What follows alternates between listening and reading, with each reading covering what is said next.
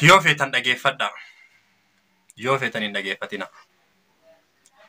Yoo feetan waan an haasa'u kana hubadhaa. Yoo feetan hin hubatina. Ana ammoo waan arguu fi waan dhagahu, waan beekurraa, waan deemu jirurraa haga danda'een yeroo jireenya kiyyaaf qaburraa qoodee, yeroo maatii kiyyaaf qaburraa qoodee, yeroo dalagaa kiyyaaf qaburraa qoodee waan danda'u cufa, waan beeku, waan dhugaan hubadhe isin biraan gahuuf waan danda'u cufa godhuudhaaf yoomillee of hin qusadhu yaa Oromoo. Akka kootti jechuudha. Abbaan feete nu dhageeffattee namoota miidiyaalee hawaasummaa kanarraa iyyan dhageeffattee waa hubachuu dandeetta. Kun ammootu akkanumaan iyyaa ooltan jechuu dandeetta. Ammootu wanti nuti sooshaal miidiyaa kanarratti isin biraan geennu yaa uummata Oromoo waan laaftuu mitiiti. Hubadhaa dammaqaa. Yaa Oromoo takki waliigallee haa gabroomnu. Takki waliigallee haa bilisoomnu. Wanti kutaaleen Oromiyaa biroo akka waan idaan Oromiyaa isaan qofarra jiruutti lafarraa duguugamaaf kutaan biraa cal'isee ciisuuf jiranatti hin fakkaatu. Gabrummaa yoo taate maqaa tokkochaan sitti deemu jirti. Maqaan sun eenyu? Oromoo. Lafti saamamuu deemtu ta'eennuutti Oromiyaa. Oromiyaan ta'eennuutta Oromooti. Kanatu nuun galimmoo waan sitti deemaa jiru argaa hin jirre moo wanni yoo Walloo fi Wallaggaan yoo fedhan dirooniin yoo fedhan bireeniin yoo fedhan liyyuu haylii Amaaraatiin gara fedhaniin itti duulchisaa duguuggaa sanyii irra raawwatan yoo kutaan kun Arsiif Harargeen keessattu haga Baaleetitti cal'isee akka lafa nagaatti ciisu dhiiroo nuti qoymaaf Oromummaa takkatti wali himannare. Maali Oromummaa takkattiin Oromiyaa wanni jennuufre. Yookaaniif akka itti cicciran kana haa cicciranii maraa akka fedhanitti haa gabroonfatanii waliigallee haa gabroomnu. Waliigallee. Maaliif kun dhumamaaf kun ta'a? Akka itti isin qoodaa jiran, akka itti qoodanii isin bituu barbaadan maappii kana laala. Akka argitan kanatti Shawaa adda baasan. Shawaa Kiflaa Gar. Wallo duraa jabina ofiitiif maqaa Oromummaatu afaan Oromootu qabattee teetti malee adda baasan Walloo Kiflaa Gar. Akkuma agartan Wallaggaan asiin Beenishaangultu jira. Akka isin argitan kanatti adda baafatan Wallaggaa Kiflaa Gar.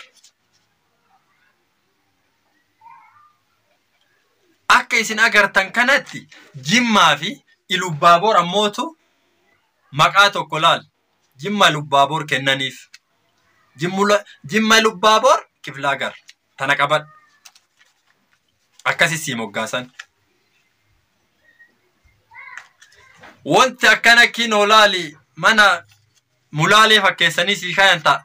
Oromiyaa jedhanii irra qoran kuni Arsii, Baalee, haga Booranaa Gujii guutuu keessatti wali qabaniiti Oromiyaa siin jedhan. Kaawwan laal warra maqaa itti moggaafatanii adda sii ciran kana already kunniin akka dhuunfatametti si amansiisu jiranii jechuu kana qabadha. Akka dhuunfatamee harka Amaaraa galetti si amansiisanii jiranii kana qabadha. Achi laali Harargee. Walaa Dirree Dhawaa walaa Maarree. Kana guutuu isa Harargee jedhanii adda baasan. Tun taate agartu Somaaliyaadhanii Somaalilaandi miti Somaalee Maqdashootii miti Somaalee Ollaa kennaa san. Jara yoo fedhan booda achiin Afaarii walitti ciraniiti Itoophiyaa takkatti takalaa tokkochaa ta afaan tokkochaa qalama tokkocha itti sii dibuu deemanii jechuudha. kafaafilee gizaasan jalqaba adda si qoodan lammaffaa walirra si duulchisan gaafa ati walirra duultee wal madeessite ammootu qalama Itoophiyummaa orongaa deebi caqayyi akkana sitti ballaal hubad akkanatti sitti diban achi booda eenyu taataati Itoophiyaa san eenyuti xabba Amaara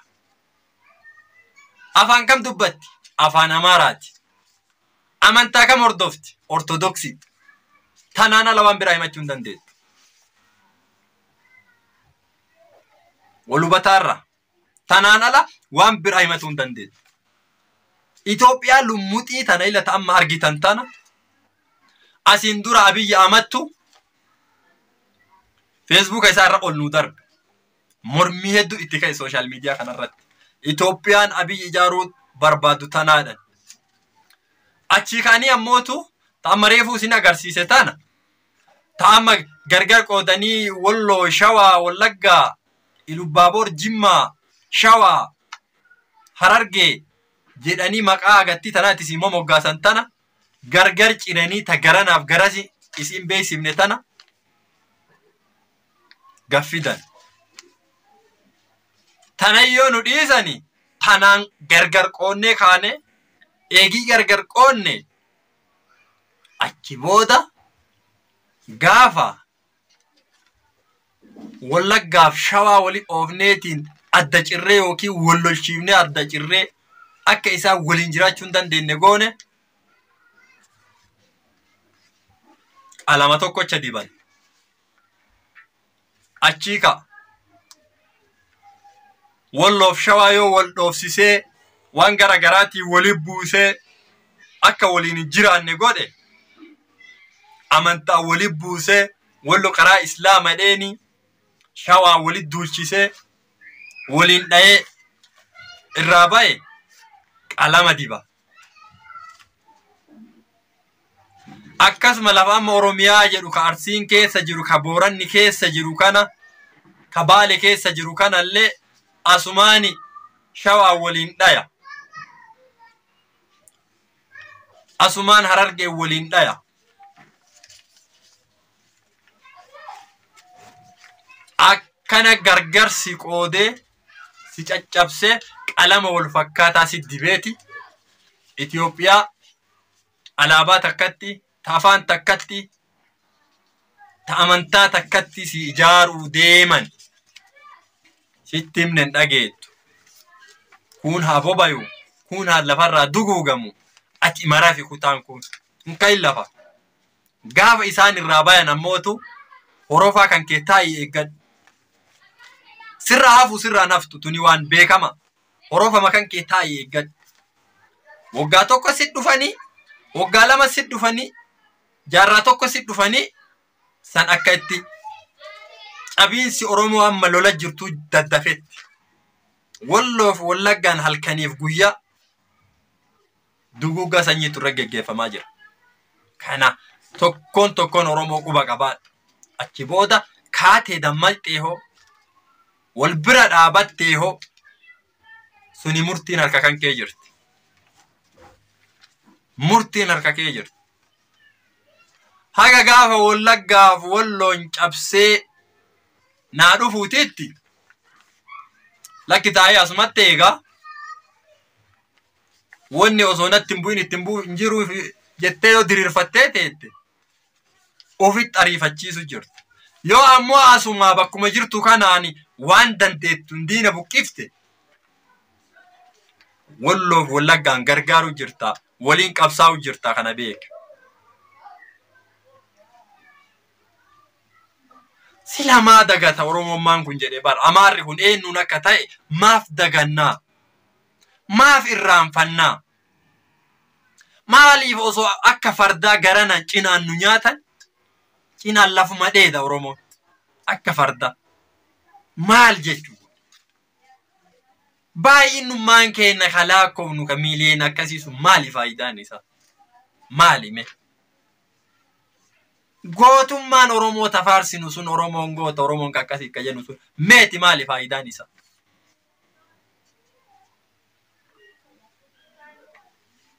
Kadiinni qabeenyaanis nungeen beekumsaanis nungeen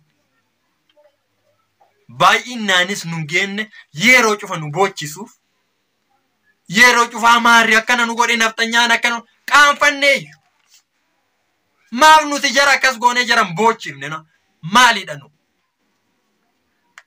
tokkoffaa kunoo kun hirgiffedheen rafa yookaan ibiddaan guban yookaan rasaasa qilleensaaf lafoon itti roobsan yoo duguuggaa sanyii ilmaan namaa gadi yaasanii rashanan kun irraa farrifatu ummata akka fardaa ummata Oromoo matiyyataan arge ummata akka fardaa yoo garanaan kaan lafaa duguuga kuni maraf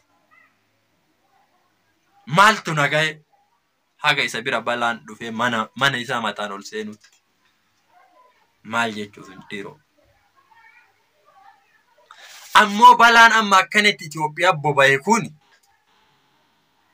haga Oromoon naga argattutti haga Oromoon mirga abbaa biyyummaa isii kabachiifattutti akkan dhaamne ima beeka haga fedhe ka fedhellee harafu akka mareefu isiniin jedhe kana guyyaan Oromoon tu waliif galtee waliin alaa galtu fagoo miti ammoo wanni akkana Itoophiyaa ibidda itti bobeesse ibiddi kun isii irraan dhaamin haga Oromoon bilisummaa fi biyya ofii argattutti ibidda akkana itti bobeesse tokkoffaan dhiigaa Haacaaluu Hundeessaati. Lammaffaan hayyoota siyaasaa akka Jawaar Muhammad Baqqalaa Garbaa Hamzaa Booranaa Gammachuu Ayyaanaa Abdii Raggaasaa Koloneel Gammachuu Ayyaanaa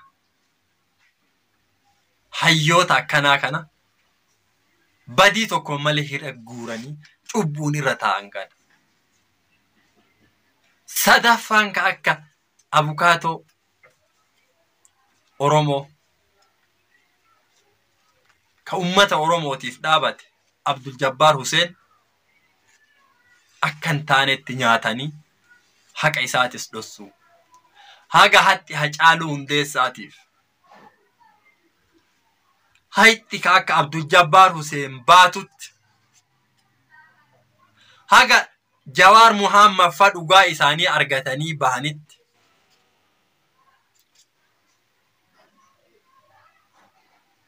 haga biyyiti Oromiyaa jedhamu daangaan isii akka uumama kalee isiin jirtu kabajamutti Itoophiyaan naga argattee jiraattu inuma hin jirre yaa gowwa gadhaabadhuuf laal ka Oromoo keessa teette afaan Oromoo dubbataa ummata kana diina waliin lafarraa duguugu jirtu gadhaabadhuuf laal seenama keessatti uf galmeessu jirta malee abadan ummata kanas cabsuun hin danda'amu.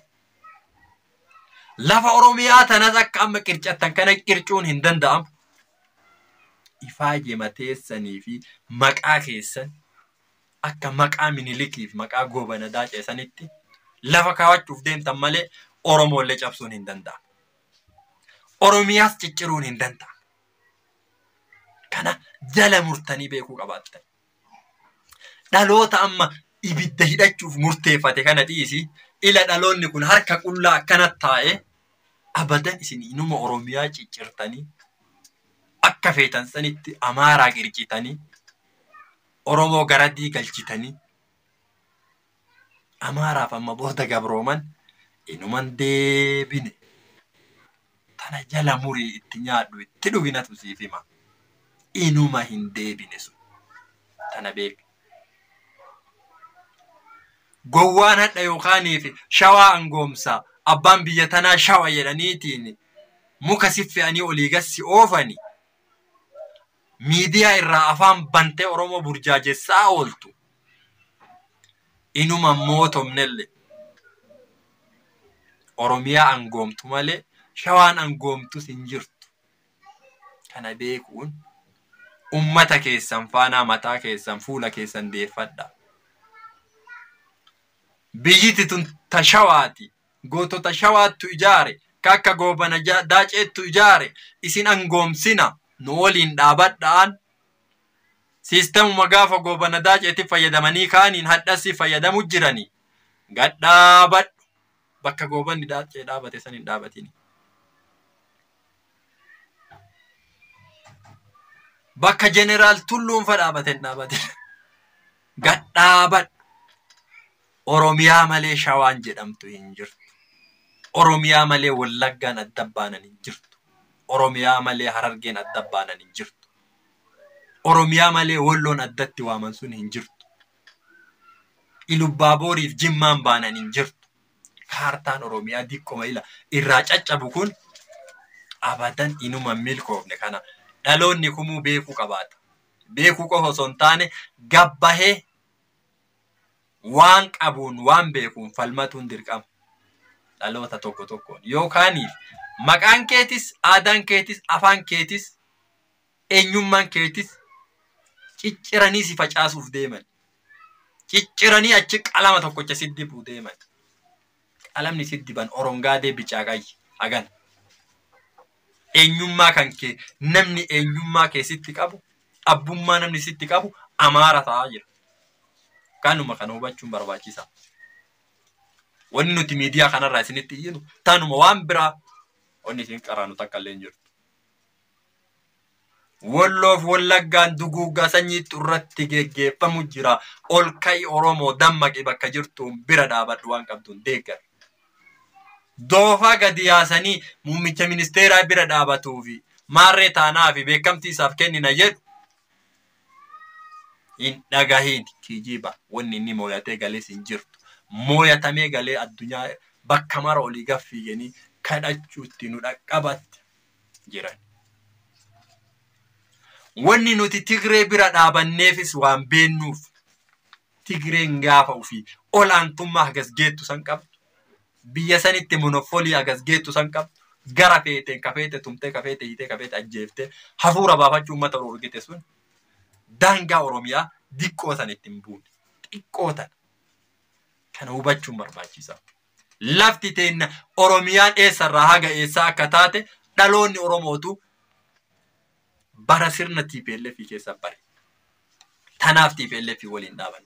Ammas taanaan TPLF mirga abbaa biyyummaa ofii akka barbaaddu sani kabachiifattee jirti. Kan kabachiifatin eenyu yoo jette Oromiyaa. Kuwwan qaraa warri aggaarochi paartii jedhaniini akkuma fedhechiisa. Haga kaawwan illee itti dhufaniif amma carraan kun Tigraayin tokko danda'an ofirraa muran biyyi Tigraay jedhamtu ijaarattee ofirraa teettu. Yoo dadhaban hoo haga danda'an caccabsanii akka isiin nama hin taane godhuuf. Akka isiin naannooyyuu hin taane godhuuf. Kaayyoon Amaaraa kan.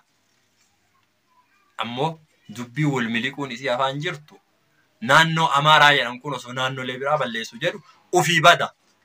Tanarra Oromoo martuu hirmaachuu qaba. Kanarra yoon hirmaanne ta'e Oromiyaa bada. Tana beekuun baay'ee barbaachisa. Dachii Rabbii keessa akkana si keessa diranii Amaaraa kana si keessa diranii bakkuma jiru sitti ol ka'uu deema. Bakkuma jiru mara. Tana beekuun barbaachisa. Warri hidhatee bosona jirus kafalmataa jiruuf kanaaf akka jedhan san shanee maqaa isaa awwaalanii maqaa biraa itti baasanii dhoysaan dhabamsiifna jara addunyaan nu beekuun qabdu jedhan sani addunyaan Oromoo beekuu irraa dantaa takka illee hin qabnu. Oromiyaaf Oromoo wal beekuudha wanti nuti barbaannu. Addunyaan gaafa ati jabaatte osoo ati nan beekinayyuu jettee ni si beeyti. Osoo beekamtii keessan hin barbaadu jettee ati jettee iyyite si beeyti dirqi si beeyti. Na beekaa jedhanii wanni ummata community addunyaa kadhataniif international community jedhan tana biyyoota gugurdatan kana wanni kadhataniif hin jiraattu. Jabaadhu ati si beekan wanni biraan jirtu. Diina raasi diina arguu fi biyya tantee keessaa baasi si beekan wanni si hin beekneef hin jiru. Ammoo miidiyaa irra baatee iyyitee kadhattee wanni si beekan beekamtiin si kennan hin jirtu. Diina arguu fi gadi bayi bakka jirtu. Gadi bayi hidhadhu. Oromoo malee kan hidhatin hin jiru. Gaafa kana si beekan. Na beekan miidiyaa irra bayanii kadhatan. Na beekan hiriira bayanii kadhatan hin jirtu. Diina arguufi gaafa san iyya diinaatiin si beekan. Yoo diinni jedhee iyya diina reebuu si beekan. Gaafa kana beekamtii argata. Beekamtiin kadhatanii argatan takka illee hin jirtu. Woboo dhossanii woboo akka addunyaan dhageettuun fedhan. Dantaa hin dhagayin. Gaafni si dhagan woboo dhagan gaafa woboon jabaate utubaa sibiilaa ta'ee biyya isaa irratti Oromiyaa irratti abbaa biyyummaa mirkaneeffate woboon ka beekamu qabaatus. Har'a wala Ameerikaan si beette, Marreen si beette, UN si beette, maali hiikkaan isaa? Maal si gooti? Yoo qarqaarsa uummata keenyaa taate uummanni keenya duruu ganna meeqaa beela keessa jira. Iyyaa fi uummata haa qarqaaramu. Iyyaa bakka jirtanii warra Red Crossiitti gadi ba'aa iyyaa. Uummanni beelaan dhumu jira Walloof Wallagga keessatti. Ka qotattee haamattee heektara meeqarraa qamadii dhiibdee galchuutu deemfee gargaari Wallaggaaf Walloon. Baaleen Booranaan gargaar deemi. Wanni diriirfattee teettee Oromummaan ati waamattu. Hiikkaa takka illee hin qabdu. Waan biraa akka Oromoon qawwee nama 500 nama 600 qabdu addunyaan nu habeettuun hiikkaa tokkos Oromoof hin qabu. Jabaadhu woboon itti dabalam gabbayi ka qabdu qabeenyaan gargaar ka beekumsa qabdu beekumsaan gargaar. Gaafa kana jaalatanii osoo hin taane dirqitti beekan woboon. Kanuma galatoomaa hedduus dheeraa isinitti haasa'uun barbaadu. Kare'een qorsan ta'in cumaan qorsan ta'u akkuma jedhan sani wanni asiin dura hayyoonni akka Jawaar Muhammad fanutti himaa turan kanuu galte tokko taanee gadhaabanne tokko taanee diina kana ofirraa buqqifne Oromiyaa takkatti afaan tokkocha dubbatu ta Minilik keessatti hin faarfamne ta Goobanni Daacee keessatti hin faarfamne ta Amaarri keessatti akka barbaade gadi baafateen fincoofne ni ijaarra ture sila osoo hayyootuma teenna ta dabarte dhageeffanne ta amma mana hidhaa jirtu tan osoo dhageeffanne warra akka Waaqoo guutuu jaarraa abbaa gadaafa irraa kaafne osoo haga ila mucaa amma mana hidhaa jiru Jawaar Muhammaditti dhageeffanne waa hubanne. Dhageeffachuu namni hin dhagayin hin jiru osoo waa hubate. Dhugaa ta'uu haasofni isaanii dhugaa ta'uu osoo qalbeeffanne. Silaa Amaarri bakka arge akka arge gabbaa'een fincaa. Nasiima. Har'a ammoo Oromiyaayyuu akka barbaadanii isaan tunuu qircaa jechuudha. Si qircaan Shawaa, Walloo, Wallaggaa, Ilubaaboor, Jimmaa, Arsiin hin jirtuuyyu. Oromiyaa jedhanii laalsan walitti gadi muraniiti waa Booranaa Gujii Baalee Marree kana walitti qaqqabaniiti Oromiyaadhanii. Kuwwan beek Oromiyaa miti quba qabaadha. Oromiyaa miti kuwwan. Akti isaan itti sii kaaya. Harargee, Walloo, Wallaggaa, Ilubaabooriif Jimmaa kunniini Oromiyaa miti jechuudha. Tana hubata. Tanniini Amaara harka galtee jirti Amaara fudhataa jechuudha. Harargeef Amaarri waliin dhaqqabu ammootu akka uummanni kun nutti ka'a. Jechama maqaa achi dhiisan laal maqaa achi dhiisan. Haga yeroo eeggatu yeroon itti dhuftu. Haga asiin Shawaa guutuu dhuunfatee Wallaggaa Walloon dhuunfatee Jimmaa fi Ilubaaboor guutuu dhuunfatee gadi dhufeeti ta Oromiyaa jennu tana laal. Gujii waa Booranaa waa Arsii kana walitti qabnee daaraa itti baafneeti Harargee gadhufnutti maqammaan achi haa taa'u. Akkasi sii qoodanii tana beeki Oromoo. Akkitti sii qoodan akkana. Ammoo beeyta jenneerra nullee jechamaaf malee wal dhageenne ol kaanee diina kana ofirraa buqqaaf naaf osoo hin taane anillee akkas jedheerama bas tanumaaf isin iyyina waan biraatiin. Waan argaa jirru cadhisaa. Akkamitti taatire akkamit dammayidhare akkamit waa hubannare Kaaga ammaalaal shawaan eessa jirti? Wallagga eessa jira? Wallo eessa jira? Harargeen maantun garamii? Gujii Booranii mee eessa qubataa hin beekne? Ilmaan Oromoo keessa miiliyeena jira. Miiliyeen. Tanumaaf ila gargarsi ciranii waluu beekuuf hin deemtu. Ka'i ol dammaqii, ka'i eenyummaa keetiif, kaartaa kee lafatee kabachiifadhu Oromummaa teetiif Oromiyaa tante hambifadhu. Tanu. Nagaan jiraadha. Itti iyyaniif duudaa gurrin dhagaweetti Oromoon. Fuma mammaa itti bara. Duuda moo ummannummaa keenya kun maaleedhe bara? Yeroo mara garasii yookaan aga fedhan affeelan kuni mara. Dhageetteen namni bara ofii mara gara.